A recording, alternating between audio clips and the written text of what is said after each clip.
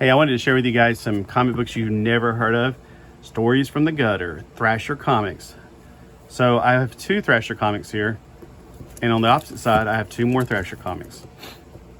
So let's look at the comics in order that I can do best, because I put these, I don't think I've opened these up in about forever.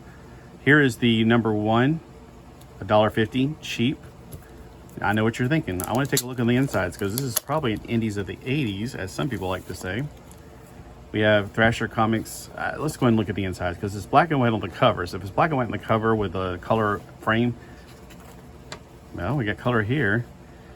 So this is 1988. So it is technically indies of the 80s. Wow, look at that artwork. They got cops as pigs. That's been a common theme, of course. Back in the day, skaters and cops, I guess in big cities they had a problem. I never had a problem with cops. They left us alone. We left them alone. As long as we didn't do anything, you know, damaging to anything. I wasn't one of those people. I remember one time I asked a cop, "Is it okay with skaters?" Like, "Yeah, just don't get in people's way." I was like, "Thank you," because I always heard skaters talking about how cops run them off. I'm like, "Well, what were you doing?" My thing is, I bet they were doing something they shouldn't have. Instead of being honest and saying, "Oh, you're just skateboarding." And what were you doing while you're skateboarding? Well, we're just smoking blunts and destroying things. I'm not saying that's typical. I'm just saying that, you know, I'm just wondering if that's the whole story. All right. Ooh, look at that groovy graveyard guard. So we got some black and white in here. R-Man. I just want to take a look. Yeah, you can tell this is like 50 different artists in this book.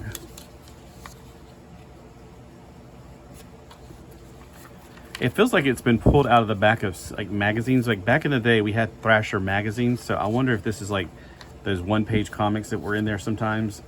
All right, so are you tired of a trade? Okay, so this is not gonna tell us much about what's going on with this. I was hoping it'd say this comic was made because of this, and we made it because of that. Let's see if there's any letters to the editor in the back. I don't see any.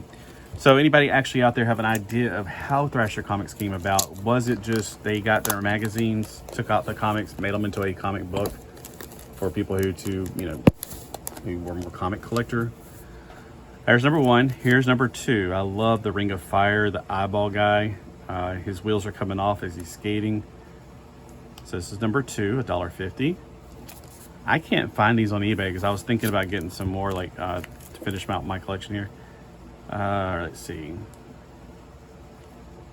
I'm not even sure what number this is. It's like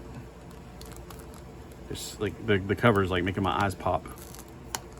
All right, well, oh, here it is, number 3. I go like, oh my gosh, I can't tell. So number 3, $1.50. I bet the person who was like working at the cash register was like, I can't tell what the price is. It's too wacko. Yeah, you got like a yin yang going on there between fire and water. Stories your folks won't tell you.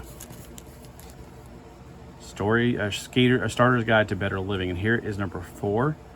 We got that very 60s looking thing going on.